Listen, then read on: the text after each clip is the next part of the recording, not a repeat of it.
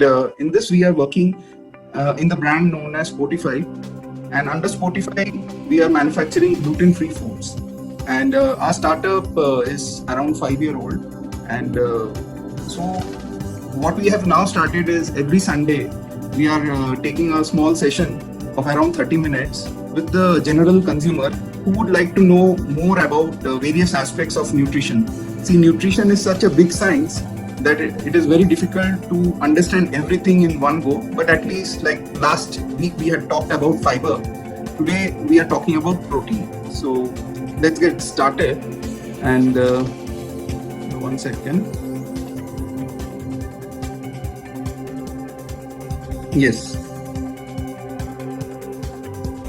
So we will talk about the balanced diet, where what are the trends, what is protein, and what are the values of protein, etc. Lastly, we will also talk about the gut health.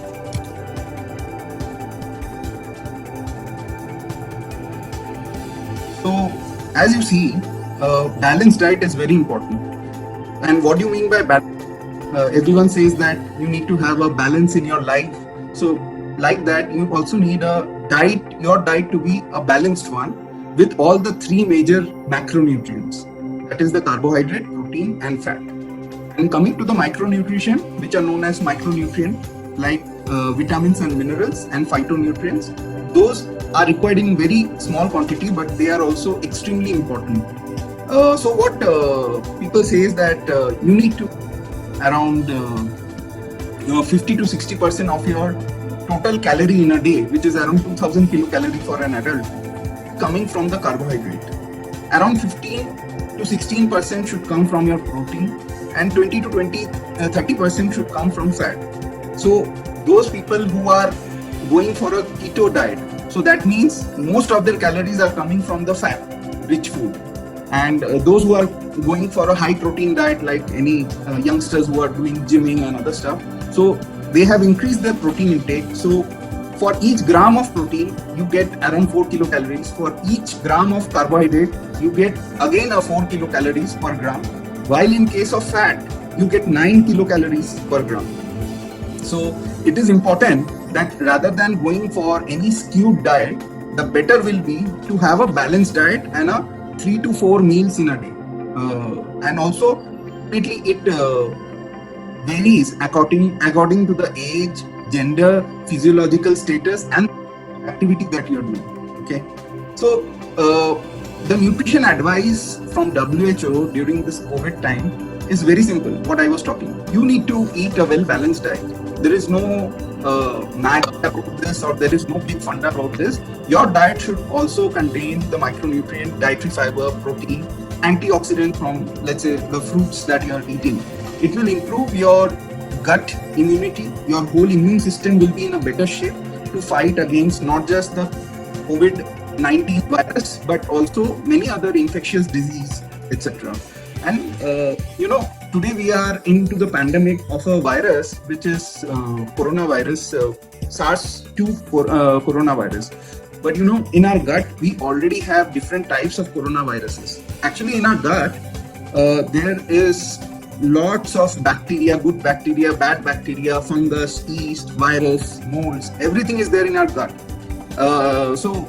So if there is an imbalance in our gut, which we will come at the last stage of this presentation, there will be a problem in your overall health. So we need to adhere to a well-balanced diet. In the time when the vaccines are coming, it will take more than 6 months to 1 year to, let's say, to even give to 20% of our population. So it will take time. And in the meantime, how to safeguard ourselves is by a good diet, a well-balanced diet. And that's where you need to invest at this moment, which is very important.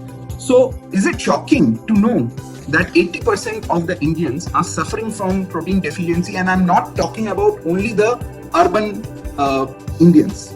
I'm also talking about the rural Indians, who are obviously, many of them in the one of the around 650 districts in India are the backward areas which are marked. So in those 650 districts, there are so many cases where people are suffering from malnutrition and all. So now what people are saying, that not just 80%, almost 90% of the Indians are lacking in a good diet, which is rich in protein and all. Maybe this is slightly higher figure. I will take that around 70 to 75% Indians are lacking in good diet, not 90%. But these are some of the things that we have got from the public domain. Now, if you see, if you go to Google Trend, now if you type protein, you will see that the amount of the spike that so this star denotes the 23rd March when our country went for a lockdown in 2020.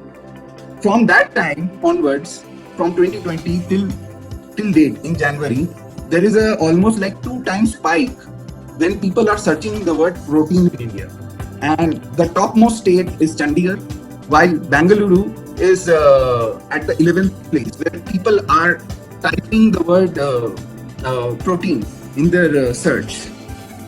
Okay. But if you compare the search word of protein with nutrition, immunity, health, and diabetes, you will again see a peculiar trend that everyone got activated during this lockdown period when it started around 23rd March 2020 last year. If you see that there is more than a spike of various, the word health is being searched max, followed by the blue line, which is the protein word, which is followed by the purple line, which is diabetes, and the third is the red line, which is the nutrition, and the fifth is the immunity word. So people are searching this top 5 words, and people know that if you are having any comorbidities like diabetes, cardiovascular disease and all, then you are more vulnerable to COVID-19. So people are searching, people are trying to find some solution, people are trying to see more videos in YouTube to understand, get more knowledge. So this is very good.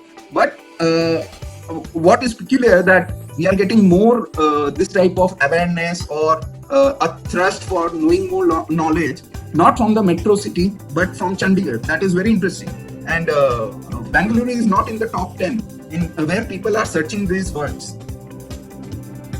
So coming back to the main topic is what is protein. Protein are the large biomolecules or the macromolecules consist of one or more long chains of amino acid residue. So these are the top 9 amino acids which are called essential amino acids, which are not produced in your body. Okay. So that's why they are essential. So you need to get it from outside your body. Out of the 21 amino acids, which are the building blocks of the protein, 9 are essential amino acids. Okay. And I'll encourage anyone, if you have any query, you can unmute your mic, ask your question, then you can again mute your mic. And so don't hold on to your questions. You can also write in the chat box. So now coming to very interesting is what is the function of dietary protein. So the basic function is maintenance of your body tissue, of your all organs basically, and it is also one of the major source of energy along with the carbohydrate and fat. Plus it plays a very important role in the hormone and enzyme synthesis in your body. So these are the other important scientific angle that I have shown in this figure, like transport functions, signal molecules, antibodies formation, fluid balance, acid balance, channel and pump, etc. But these are slightly beyond a general public understanding. But the take-home message in the slide, as you see that when you eat a protein, it digests in your stomach, it is broken down into peptides, and from peptides the enzymes breaks down into amino acids, and finally it gets absorbed in your body. Some are not absorbed in the body, it is thrown from the sweat, from the urine, and from your feces. So that's how the absorption part is very important, not just the total protein intake in a day. Okay, and the quality of the protein is also very important, that we will come.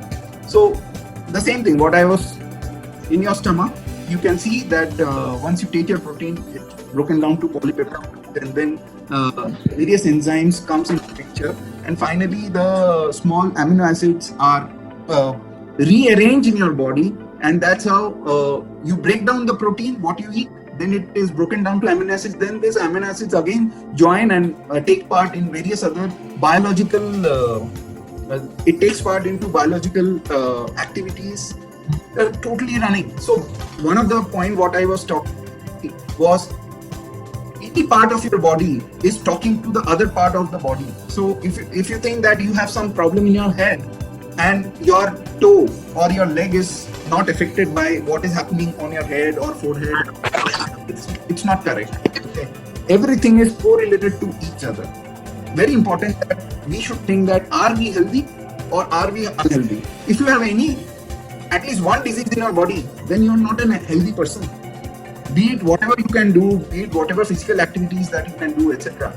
But if you have any disease in your body, you are not a healthy guy. Okay, you need to take out the disease from the body if it is a lifestyle disease. But if it is a genetic disease, obviously you cannot take it out, but definitely you can maintain it. Okay, if you are able to maintain a genetic disease in your body, then it is fine. You can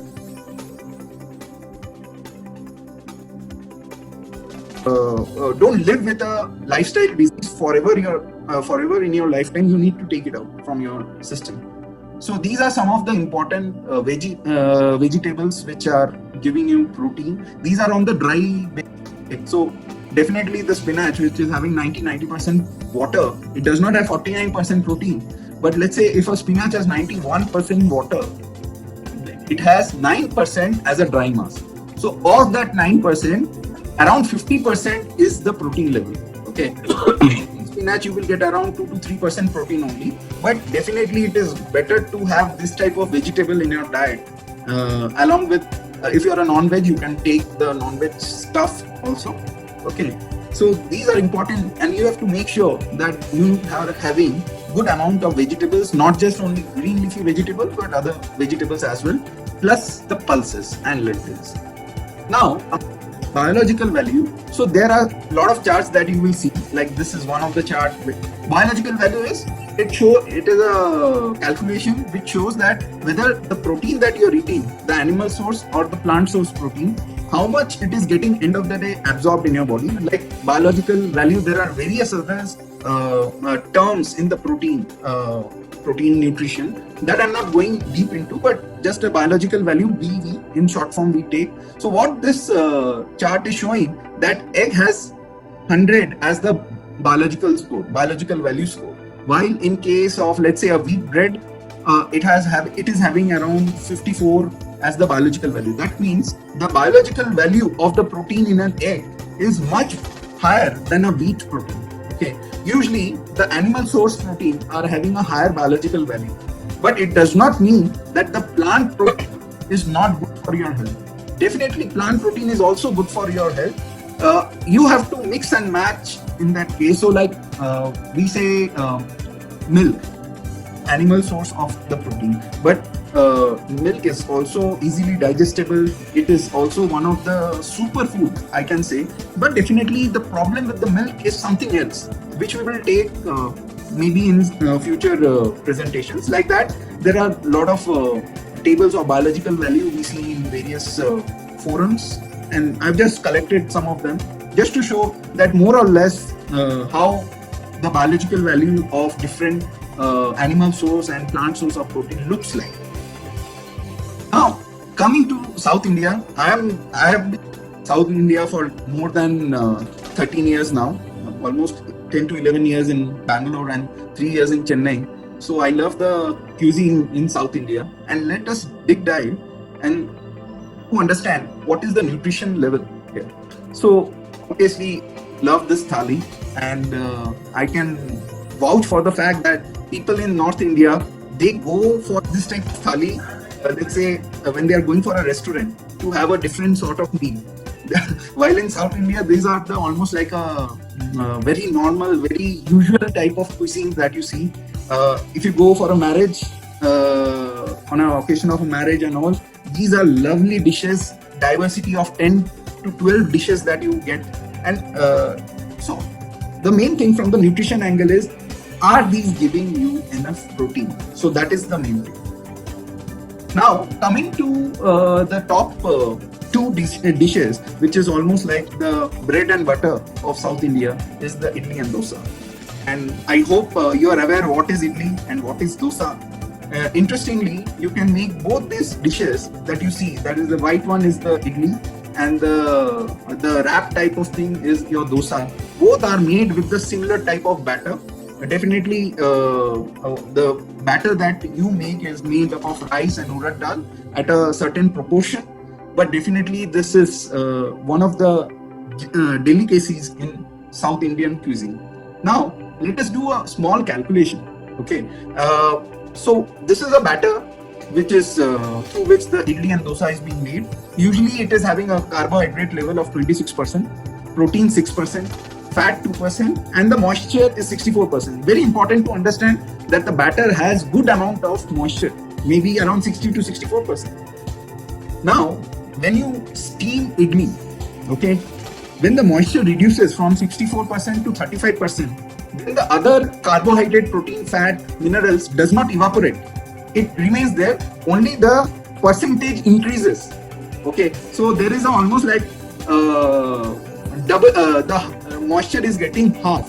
So that means the other level, that is the protein, is becoming almost like 10 to 12%. Okay, in case of the idli. In case of the dosa, which is even more crispier, like a crispy dosa or a set dosa or an onion dosa, these are having a moisture level of around 15 to 25%. So around, let's say, 3% more. So it is having around 17 to 18% protein, a dosa that you take. Now, if you say that if you're taking idli, 40 grams of idli will give you around 4 protein. A idli size, let's say 30-35 gram or a 40 gram idli is giving you 4 grams of protein, while a 70 gram dosa or it will also give you similar level of protein. Okay, like 12 grams of protein. Now, in case of the, what we say, the protein level, how many idli that you take in a day? Let's say you take around 4 to 5 idli in a day, or you take around 1 to 2 dosa per day. So you are getting this much amount of protein. But let's say if you are a 70 kg person, you need to have around 65 to 70 grams of protein in a day. So you need to understand that how much level of idli and dosa you need to eat to, in terms of comply to that protein daily requirement, which is not possible. You cannot eat so many idli and dosa in a day. You are also having vegetables, you are also having milk, egg, or let's say other pulses, dal, or the lentils. So these are very important to understand. Are you able to fulfill your protein requirement? As you see in this slide, the human profile is being segregated into gender and the age. Okay, like men, women, then in terms of infant, children, boys and girls of different age. So everyone is having a different sort of requirement of the protein. And it is very, on a thumb rule basis, what I usually take, that you need around 0.8 to 1 gram of protein per kg body weight per day. So let's say if your son is weighing 30 kg, then he needs around, let's say, 27 to 30 grams of protein per day. Okay, so you have to see, are you fulfilling that protein requirement, or is he overshooting the protein requirement? Because taking excess protein is also not good, because it will definitely put a pressure on the kidney. But you need to at least adhere to this thumb rule that I have said, around 0.8 to 1 gram of protein per day. Very important, this thumb rule. Please get it in your mind. I have a question. Sorry for the interruption. I have a question. So a lot of people have this kind of myth that if we take protein, the weight will increase more, because it is always being a myth for every person that protein is only for gym person, not for the normal people, like for the kids, for the us, like of the same age, or for the people who are older. They are actually not supposed to take proteins. The people who are into gym should take protein. So is it something like that, or everyone should everyone should take protein or not? See, every food, be it your fruit juices also, it has certain very low amount of protein. Every food has certain amount of carbohydrate. So you cannot say that I want protein, I don't want protein. But if protein is important, okay. That what is that shift that we need in our regular patterns of food that we eat, that the normal population of households eat. So that one habit change, one shift that we need to address, which we should address, to improvise on the protein intake and other aspects of. So I think healthy we need to understand about the overall protein, how much protein we are taking in a day. That is very important. Where we are lacking is even if we have a purchasing power, still we are not taking the right diet. Okay, so which is quite lacking in this today's time, and also the quality of the protein, whether the protein is of plant origin or animal origin. I will recommend that go for more of a plant origin protein, and because the shift in the diet patterns that we have today, it's good that we we are getting aware of all these things, that how much protein we should intake for a healthy body. These kind of sessions will definitely help us to understand what is the minimum requirement that we should have on a regular basis. Unfortunately, a lot of people don't know what amount they should take, because protein is highly ignored as such in everyday diets of individuals. So this becomes very important session for all of us, I believe. And also you have to understand that there are trillions of enzymes that are running in our body, and each enzymes are made up of protein. So if you don't take proper amount of protein and proper diverse amount of protein, you will be deficient in certain amino acid, and maybe those amino acids are the building blocks of those enzymes. So let's say today people are the children are wearing specs even before class 5. So that means there are some lack in the protein level. I will not say just the vitamins, minerals or fiber level. There may be lack in certain protein level, because of which certain enzymes are not getting formed in the body, and which are related to the eye health. Okay, so these are very important to understand whether it is like the protein that we are taking is healthy enough. Are we taking 1 gram, let's say 1 gram per day per kg body weight or not? Okay, so that's how we are working, and you can try our Fortify high protein flour. It's a multigrain, gluten free as well. There is no wheat, barley or oats or soya in it. While gluten is basically it is there in the wheat and barley and rye, but definitely we have also not added some of the other common proteins that you can get from like soya or oats or corn. So these are not there. It's a well balanced multigrain that we are selling in India currently, and you can make delicious chapati, puri and other stuff. Okay, so I think these are so our main objective about the Sunday session is usually to create more awareness about your diet. Are able to consciously think about your diet, definitely it will go a big way in terms of how your overall functioning as a health is happening, especially in this COVID time. Okay, thanks for everyone of you. If you have any last question from any of you, you can ask quickly. We have just 1 minute left. If someone is vegan, like if someone is taking only vegetables, not dairy products or not any non-vegetarian products, so what are the sources of fruits and vegetables which have good amount of protein, good percentage of protein over there? So what are the list, like what are the type of fruits and vegetables are there? Yeah, so I've shown it in one of the slides. You can if you can share us, then that will be much more helpful. Definitely I'll share, and you can write your phone number or your email ID. We can also send it through WhatsApp or through in the chat. Definitely. Thank you everyone for your lazy Sunday, and wish you good luck for the year ahead. Thank you. Thank you so much. Thank you so much. Thank you.